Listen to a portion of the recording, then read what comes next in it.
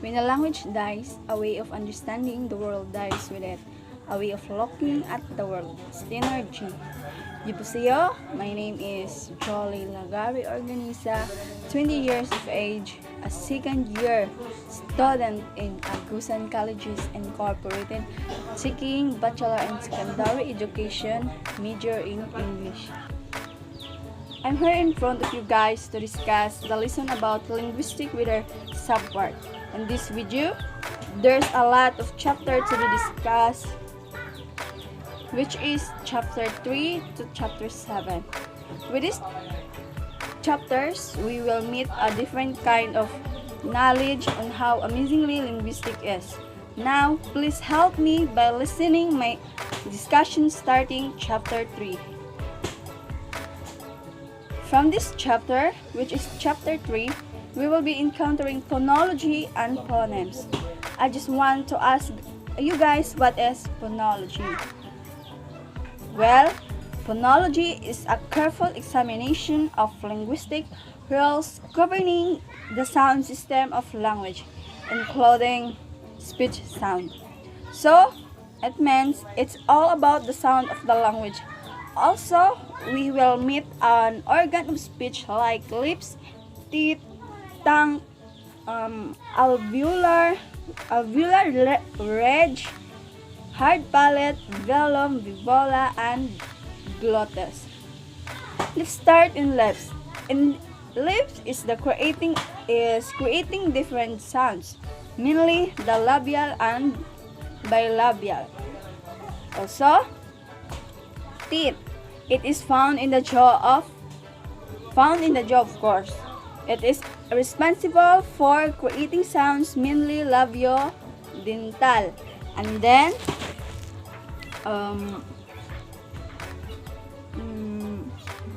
tongue, it is the one assessed forming the second speech.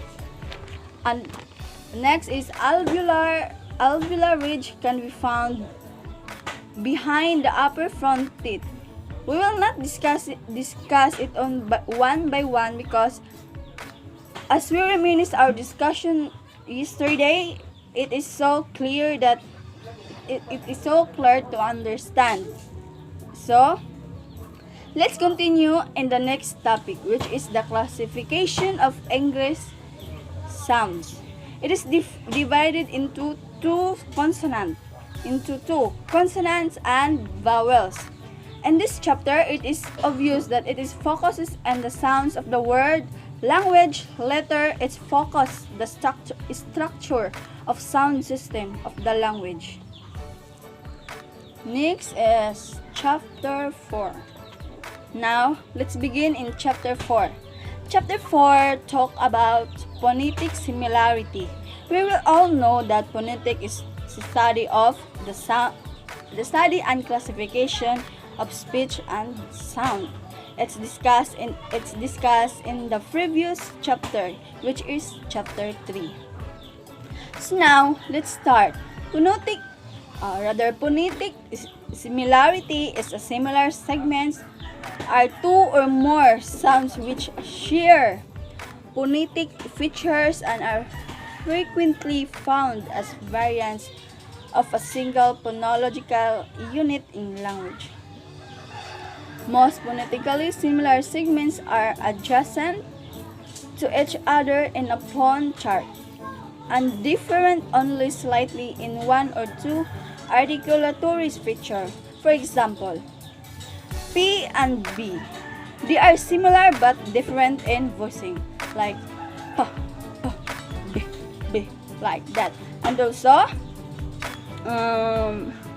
phonetic similarity have so many subparts like complementary distribution. But first, let's talk about complementary distribution. Complementary distribution is a relation between the variants of the phoneme, each of which occurs in a certain set of phonological environment and the variants called allomorphs. This allomorph is kind of phonemes that changes sound based on the word spell or the word structure. The other one is symmetrical patterning. The inventory of sounds in a given language tends to be symmetrical. We have a phonology rules.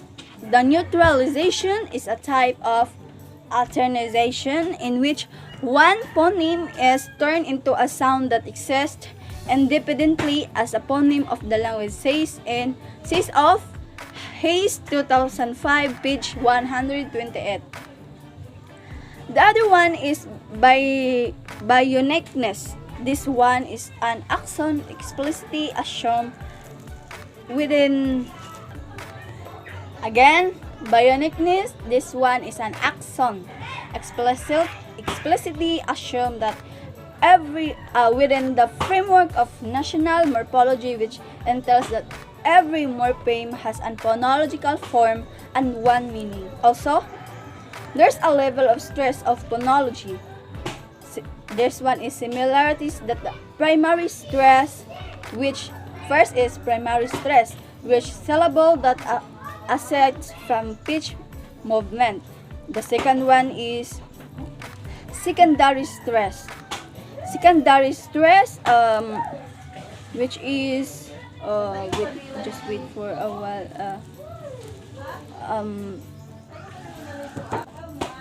This one is the weaker than primary stress, but stronger than unstressed syllable.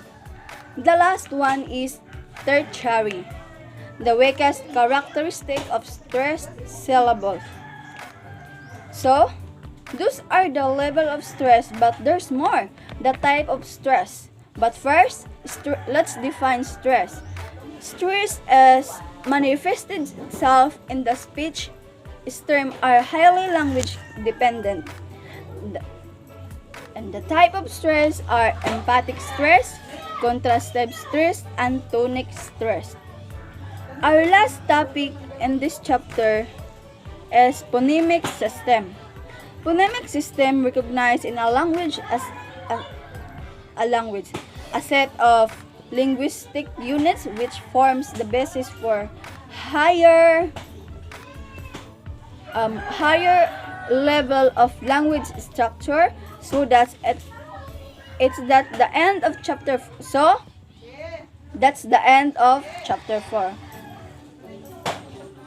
I know that is so long, but I hope you, ma'am, will understand my side.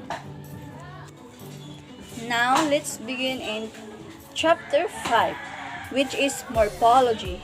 But first, let's define what is morphology. From the word morph means form, plus ology means science of, which means the science of words forms. The study of morphology is the study of the internal structure of words and the rules by which words are formed. For example, dogs, cat.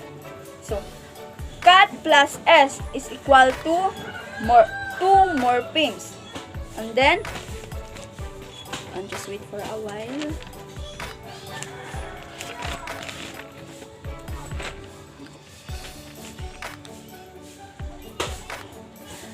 There's a different type of morpheme. First is free morphemes.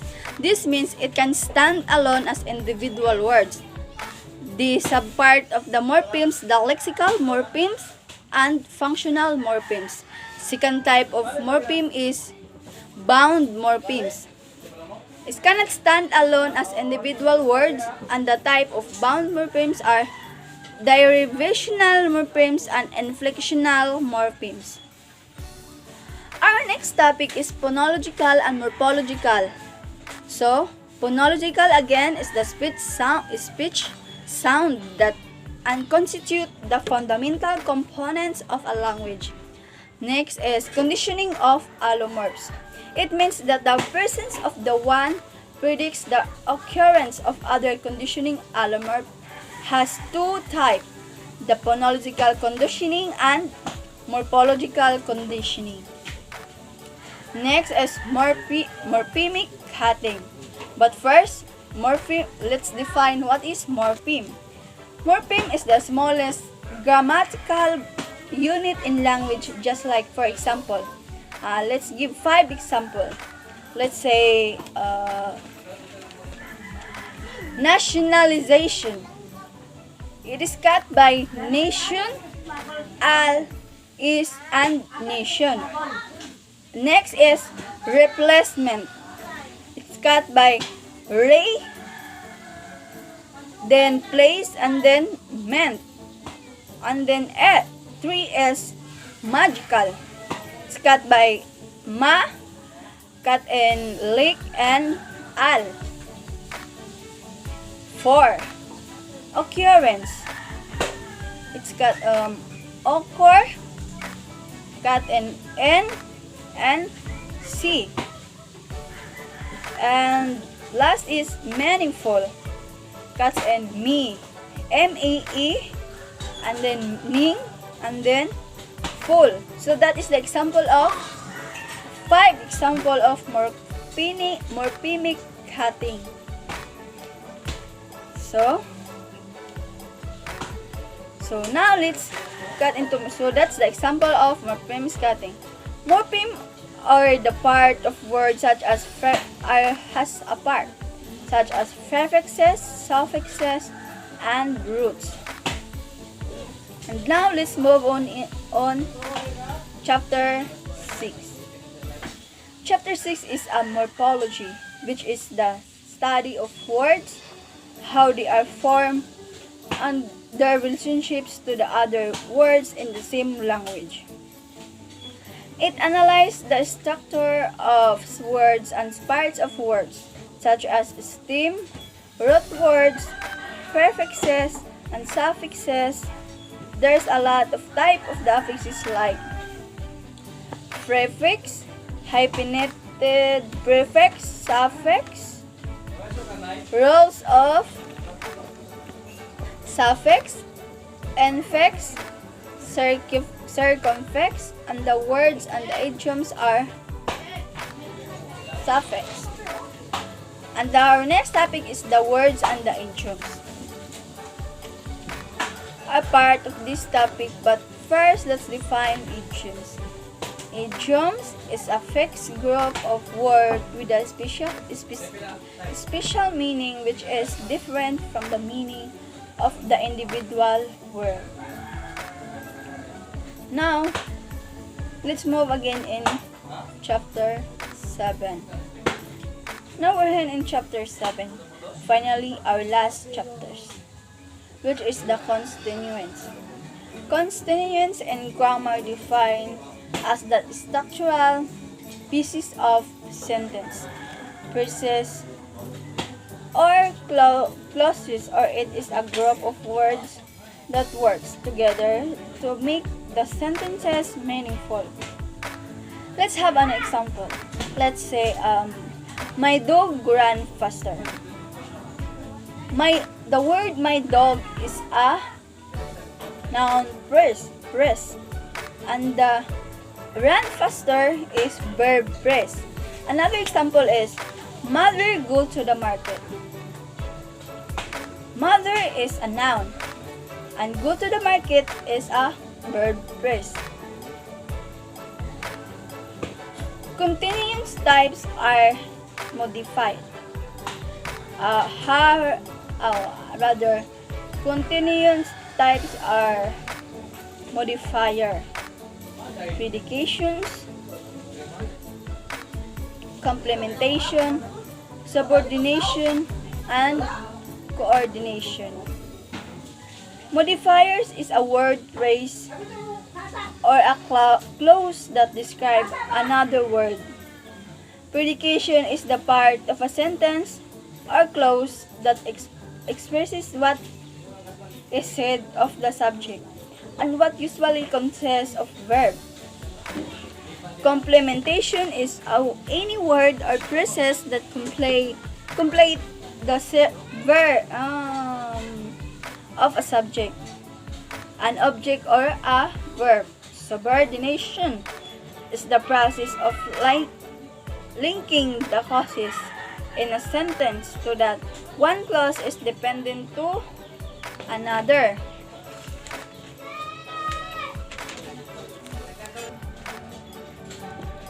With all this topic we tackled or discussed, I've learned a lot of or I gained a lot of information that every letter, syllable, word, structure, and language has a value.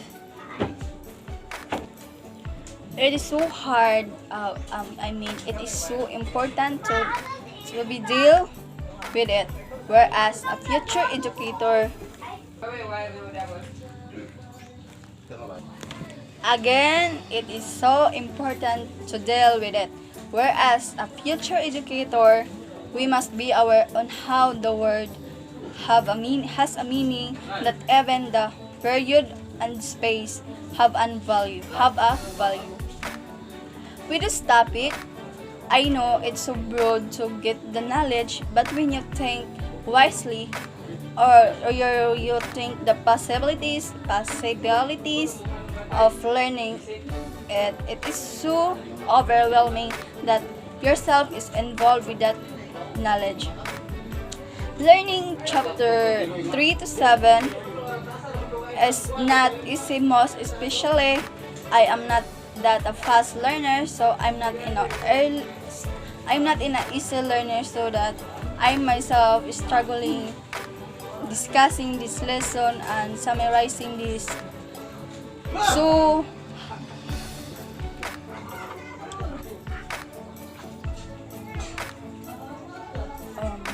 learning chapter 3 to chapter 7 is not easy, most especially I'm not that a fast learner, I'm not in a easy learner.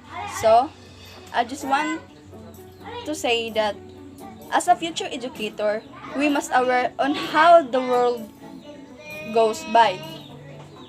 Chapter 3 is like a kind of simple yet complicated learning. I am not saying that it's simple, but chapter 3 is a kind of a bit simple way because it's the first introduction. It's the introduction one, or the beginning of the discussion.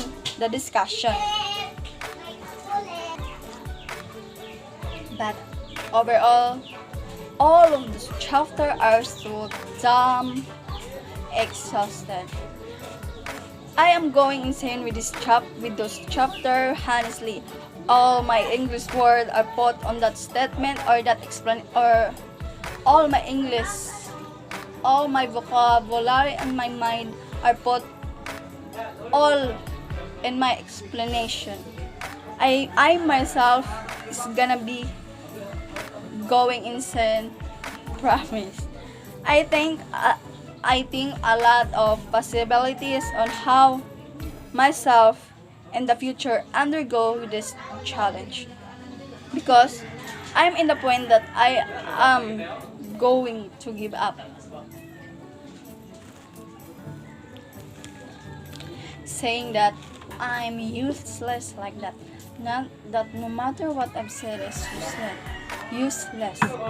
But as a future educator, as a dreamer, I want myself to encourage, motivate, inspired by the people surround me who inspired me, inspired me. I want them to be proud of me that I am a dreamer. And I want to overcome those challenges into a success, because success is so extravagant. Once again, this is Jola Organiza, the not fast learner one, not fluent in English, but taking major in English. That was so brave of me.